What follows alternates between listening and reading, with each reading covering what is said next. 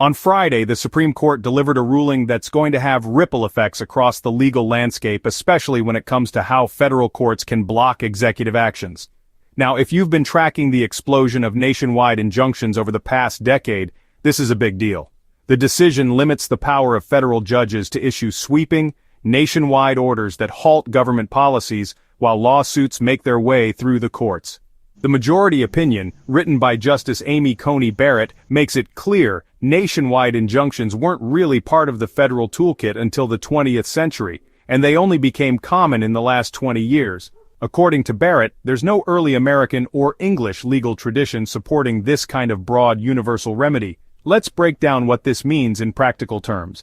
The immediate impact is that President Trump, who's been on the receiving end of more nationwide injunctions than any president in history, gets a significant win. We're talking about policies like ending birthright citizenship, cutting sanctuary city funding, suspending refugee resettlement, and more policies that, until now, could be blocked everywhere in the country by a single district judge.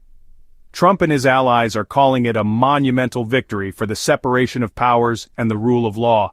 But let's not get ahead of ourselves. This ruling doesn't settle the underlying question of whether Trump's executive order to end birthright citizenship is actually legal.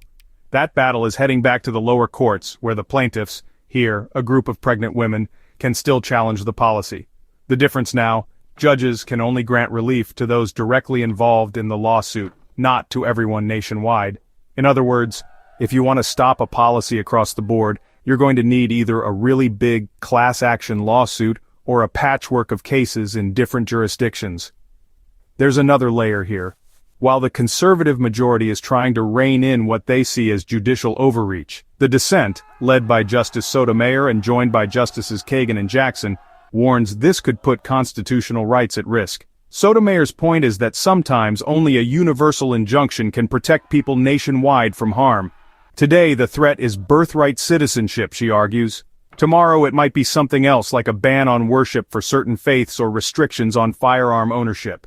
For context, the Congressional Research Service found that during Trump's first term, federal courts issued 86 nationwide injunctions. Compare that to just 28 during Biden's presidency so far. In Trump's second term, judges issued 17 nationwide injunctions in just the first 100 days. That's a meteoric rise, and it's exactly what the Supreme Court is responding to with this decision. So what happens next?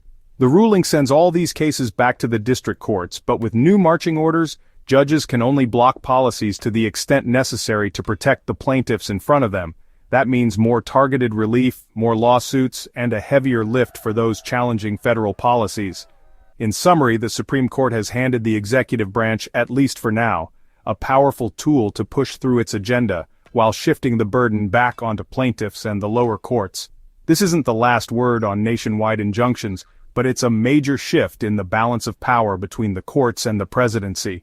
For legal professionals, it's time to rethink litigation strategy because the landscape just changed, big time.